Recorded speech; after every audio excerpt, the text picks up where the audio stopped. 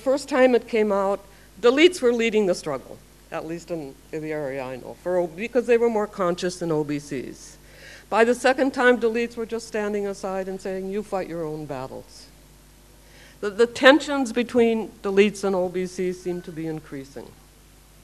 And I recently, in our seminar, I heard an OBC fellow say, you know, deletes and Brahmins and Muslims are getting together, uniting against us. Now, this kind of tension is a problem.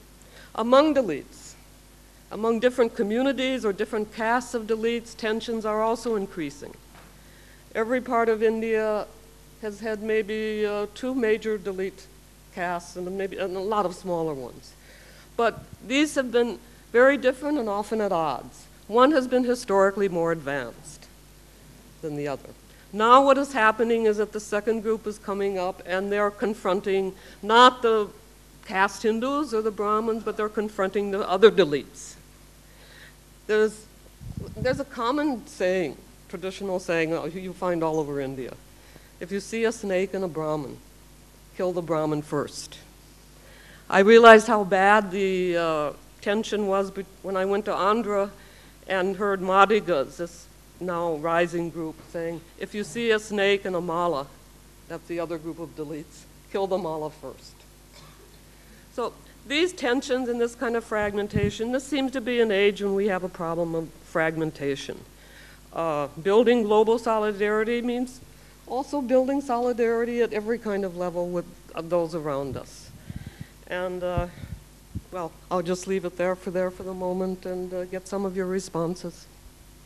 Should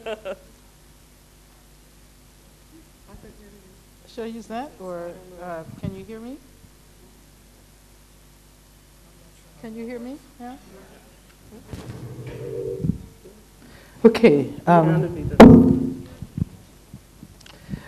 Let's see. You've raised a whole range of issues, but let me begin by responding to the first points that you made regarding the differences between Black communities in the U.S. and elite communities here. What I see as having made a difference is the history of struggle, which no longer seems to be creating a cohesion, political cohesion in the 21st century. You know, but certainly the civil rights movement, what we refer to as the civil rights movement, what I call the freedom movement of the 20th century, and the abolitionist movement of the 19th century, took shape as a result of conscious organizing, not as a result of any innate or essential inclination towards solidarity. And one of the difficulties in the way we think about the 20th century movement is that, and I did it today, is that we tend to focus on specific individuals. We tend to focus on Dr. Martin Luther King, who is the most looming presence.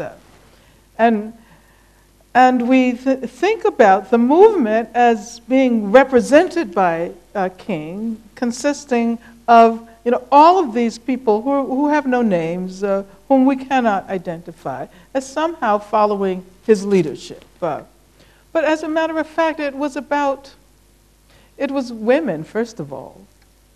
And I really need to make this point. I referred to the Montgomery bus boycott.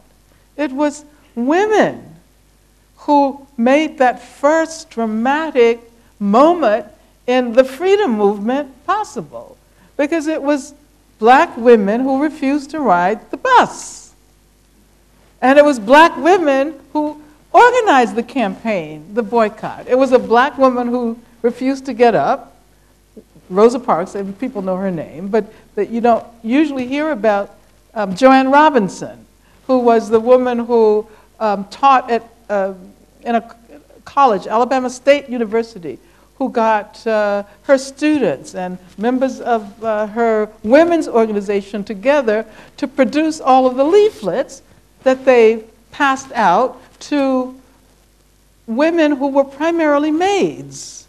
So it's not just that there were women, it's not just that there were black women, but we're talking about black women, domestic workers, who took that step to refuse to ride the bus. And no one would have suggested that that would have been possible before. They would have been characterized as passive. They would have been characterized as women who were incapable of standing up to their employers, their white employers. But this movement, this collective movement, created a collective self. It created a self that was very different from the individual selves. And so I want to emphasize that black people would not have been capable of the kind of action over time had not it been for the organizing of these movements. Where are we in the 21st century? I could make a lot of the same observations about black communities now that you made about Dalit communities. If you are a young black man born in 2001, you have a 32% chance of going to prison. That is to say, 32% of the young men born in 2001 are going to end up in prison at one time or another. Now that's horrendous, isn't it? It doesn't at all seem to jibe with our sense of collective agency in the struggle for black freedom. And I think that has to do with the fact that we don't have the kind of organized movements today, which will be different. And I think your observations about technologies of communication are important.